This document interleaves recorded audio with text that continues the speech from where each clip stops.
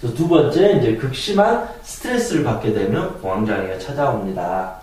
즉, 이 말은 자기 관리가 부족했다. 그렇다고 해서 자기 관리라고 해서 꼭 5시에 일어나서 저녁 10시에 자고, 저는 이런 거를 말하는 건 아니에요. 자기 관리가 철저한 건 정말 중요하고 맞아요. 근데 제가 말한 어떤 자기 관리는 여유로움인 것 같아요. 여유로움. 좀 인생을 좀 여유롭고 좀 지혜롭게 살아갔어야 되는데 너무 42.19km를 헐떡이면서 달려왔다라는 거죠. 가지도 못할 거면서. 그러다가 푹 쓰러지는 거예요.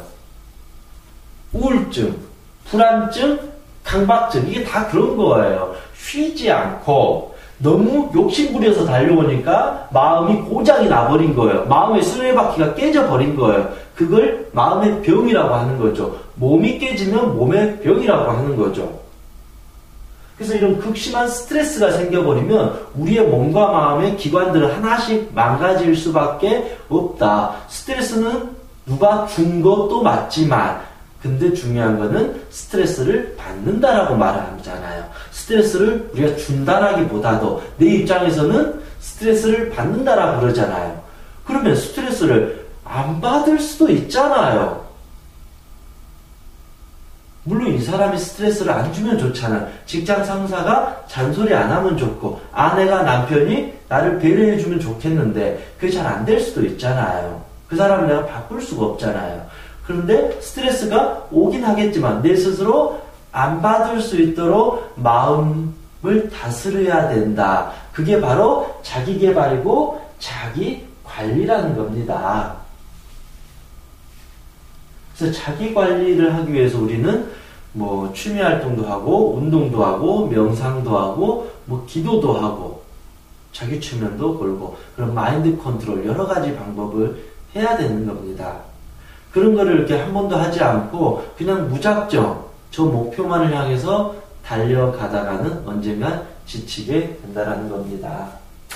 이제 세 번째, 공황장애 또 왜 생길까? 제가 공황장애를 이제 걸린 분을 이제 자주 상담을 해보고 저 역시도 이제 공황장애에 걸려본 저의 과거의 기억을 하나씩 추적을 해보면 생각보다 자기학대를 많이 했던 것 같아요. 제 개인적으로도 제 자신을 미워했어요. 제 자신을 사랑해주지 못했던 것 같아요. 조금만 실수해도 바로 그냥 때렸던 것 같아요. 이 바보야, 죽어라, 넌 안 돼. 이런 식으로 하는데 뭐가 행복해지겠어요. 무슨 마음 공부가 되고 무슨 긍정이 쌓이고. 그만큼 이제 자기 학대를 하면 모든 것이 끝납니다. 자기 학대라는 것은 이 말이죠. 야, 넌 쓸모없는 인간이야. 죽어. 이 말하고 똑같아요. 이 바보야. 80점밖에 못 맞았어? 차라리 죽어라. 이 돌대가리야. 안 되잖아요. 자기 학대는 내 존재를 무너뜨리는 거예요. 그러면 살아갈 이유가 없어지잖아요. 그때 인간은 약해져요. 그러면 또 공황장애가 찾아온다는 거죠. 그래서 공황장애가 있는 사람은 생각보다 열정적이에요. 에너지가 넘쳐 흐르는 것처럼 또 보여요. 아주 열심히 살아요. 그런데 왜 공황장애에 걸릴까? 열심히 사는데. 이미 연료가 다 바닥이 난 줄도 모르고 끝까지 가는 거예요. 그러니까 우리의 잠재의식, 무의식이 저러다가 차 폭발할 것 같으니까 증상을 주는 거예요. 막 차에서 부글부글 연기가 나는 거예요. 주인아 멈춰. 지금 너 좀만 더 가면 차 폭발해서 너 죽어. 그러면서 막 갑자기 막 연기가 나고 그래요. 그걸 증상이라 그래요. 그러면 어떻게 해야 돼요? 연기가 나면. 아니야. 1시간만 더 가면 목적지야. 쉬면 안 돼. 가요? 운전을 계속해서? 그래서 차 폭발하면 죽어버리는데요. 멈춰야죠. 와, 큰일 날 뻔했구나. 내가 저 목적지에 못 가더라도 지금 사는 게 더 중요하구나. 내 자식이 서울대 가는 게 중요한 게 아니라 행복하게 사는 게 중요한 거구나. 우리 남편이 돈 1,000만 원, 2,000만 원 돈을 많이 벌어온 게 중요한 게 아니라 즐겁게 일하고 즐거운 마음으로 가정에서 쉴 수 있도록 해주는 게 중요한 거구나. 내가 명예 권력이 중요한 게 아니라 하루를 살더라도 즐겁게 행복하게 사는 게 더 중요한 거구나라고 하면서 목적지를 가고 싶다 할지라도 지금의 현재 상태를 딱 보면서 멈추고 어딜 가야 될까요? 주유소를 가야 되겠죠. 다시 기름을 다 채우고 주유소 옆에 있는 서비스 센터에서 하나하나 점검을 받아야 돼요. 그리고 그 전문가한테 조언을 들어야죠. 앞으로 이런 증상이 있으면 정신 차리세요. 나중에 두 번 다시 그러면 나중에는 폭발할 겁니다. 조심하세요. 그리고 이제 100km 이상 달리지 마세요. 80km만 달리세요. 그리고 조금 지치면 이제 쉬세요. 중간중간에 항상 점검하세요. 휴식을 취하세요. 냉각수를 갈아주세요. 오일을 갈아주세요. 하나씩 다 배워요. 그러면 그 차를 움직이는 전문가가 되니까 조그만 문제 있어. 이제 이게 문제가 있구나. 또 고치러 가야지.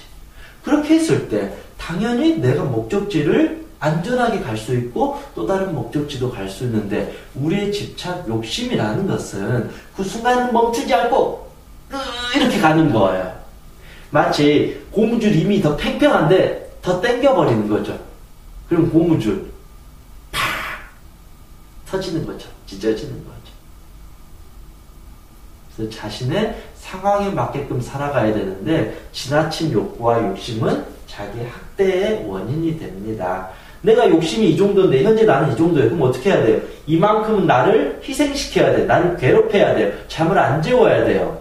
그러면 몸과 마음이 행복할까요? 건강할까요? 아니죠. 뒤집어지겠죠.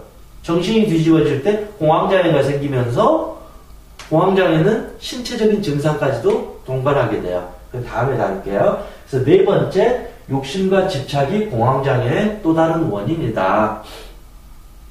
잘 생각해 보세요. 내가 불안장애나 공황장애가 좀 있다라면, 내가 생각보다 내 삶이 행복하지 않다라면, 저 역시도 뭐 비슷한 거지만, 그렇다고 저라고 해서 뭐 엄청나게 행복하고 행복지수 100점 그런 거 아니에요. 저도 때로는 불행할 때도 있고 그래요. 내 삶이 조금 지금 행복하지 않고 괴롭다라는 것은 굳이 표현하자면 당신의 마음속에는 집착과 욕심이 아직 많이 있다. 내 자신을 편안하게 비우질 못했고 내 자신을 사랑해주지 못했다. 그래서 나를 사랑해주지 못하고 집착이 많고 욕심이 많은 사람은 공황장애에 걸리게 돼요. 그래서 욕심 많은 사람들이 우울증에 걸려요. 욕심 없이 저 괜찮습니다. 이거 행복합니다. 저 이 정도로 기분 좋아. 와, 이 음식 먹으니까 너무 행복하다. 이렇게 순수한 사람들 있잖아요. 그런 사람들은 우울증에 잘 안 걸려요. 강박증? 그런 거 잘 안 걸려요. 그런 사람 불면증? 잘 안 걸려요. 잘 자요. 욕심이 많은 사람 자꾸 하려고 하는데 잘 안 돼요. 그럴 때 찾아오는 거 우울증. 어떤 하나에 꽂혀가지고 심한 불안 증세를 느낄 때 나타나는 거 강박증, 결벽증. 뭔가 깨끗해야 된다는 완벽성을 추구하니까 매일 손을 씻는 거죠. 모든 사람들로부터 내 편안함을 추구하려고 저 사람이 날 죽이지 않을까 모든 사람을 감시해야 되는 대인기피증, 대인공포증 다 일종의 욕심이고 집착이라는 거예요. 욕심이나 집착이 꼭 이런 보이는 물질을 많이 좋아한다고 해서 욕심 집착이 아니에요. 보이지 않는 것들. 사람들이 다 날 사랑해줬으면 좋겠어. 그냥 저 하늘에 있는 감이 내 입에 떨어졌으면 좋겠어. 내가 기도만 한 번 하면 하나님, 부처님이 이걸 다 들어줬으면 좋겠어. 신이 나를 서울대 보내줬으면 좋겠어. 운동을 하지 않고 평생 건강하게 살기를 바라는 기도. 이거 엄청난 욕심 아닌가요? 차라리 물질의 욕심은 깔끔하게라도 하죠. 그런데 이런 정신적인 욕심은 아주 위험해요. 본인조차도 그게 욕심이고 집착인지조차도 모르는 거죠. 남편이 24시간 나만 바라보고 나만 사랑해주기를 바라는 거. 그것도 집착이고 욕심이잖아. 남편도 회사도 다녀야 되고 자기의 인생도 있고 자기의 또 동료도 있는 거고 자기의 어떤 삶의 영역도 있는 건데 모든 걸 남편이 나를 위해서 헌신해 주기를 바라는 거 엄청난 욕심인데 그걸 사랑이라고 표현을 해버리면 이제 위험해진다는 거죠. 좀 말이 좀 엇나갔지만 욕심이 이렇게 많은 분들은 비움과 수행과 성찰이 이루어져야 된다. 어찌됐든 혼자서 어렵다라면 어떤 상담을 통해서 심리치료 같은 거를 받으셔도 좋고, 꾸준히 기도나 명상 수행 아니면 긍정적인 어떤 최면 같은 그런 자기 최면, 그런 긍정적인 마음 공부에 대해서 하나씩 이렇게 공부하면서 자기 스스로를 치유하는 그런 연습이 좀 필요합니다. 공황장애에 특히 걸린 사람들은 어느 정도 자기 치유할 수 있는 방법을 배우고 스스로가 연습을 좀 해야 돼요. 뭐 쉽게 말해서 그냥 병원에서 약 먹는다고 해서 100% 완치되면 참 좋을 것 같아요. 물론 치유가 된 사람도 있지만 제가 만난 분들 중에는 약 먹고 치유된 사람은 없었던 것 같아요. 왜냐하면 제가 만났던 사람은 의외로 10년, 20년 약만 먹고 오신 분들이 몇 분 계셨거든요. 약 먹고 나아진 게 아니라 그 순간 계속 이런 거. 그럼 어떡해? 이게 더 무섭겠네요, 사실은. 언제 이게 발병할지 모르겠어요. 약으로 누르는 거죠. 그런데 이 공황장애의 저는 원인을 어찌됐든 심리적인 두려움으로 보는 사람이에요.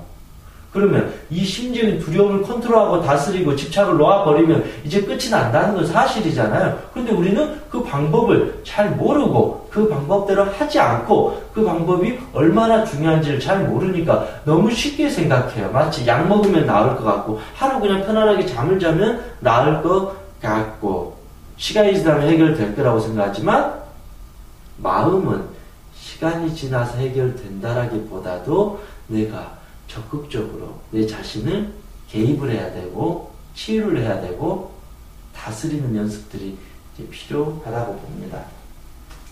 마지막으로 이제 연관되는 문제, 이런 공황장애가 생기면 그냥 하나로 끝나는 게 아니라 불면증이나 무기력증, 신체와 어떤 장애가 일어나는 것 같아요. 심장 어떤 이상이 좀 있다거나 아니면 뇌에 문제가 좀 생긴다거나, 뭐 실제 병원에서 엑스레이를 찍으면 심장하고 뇌에는 문제가 없지만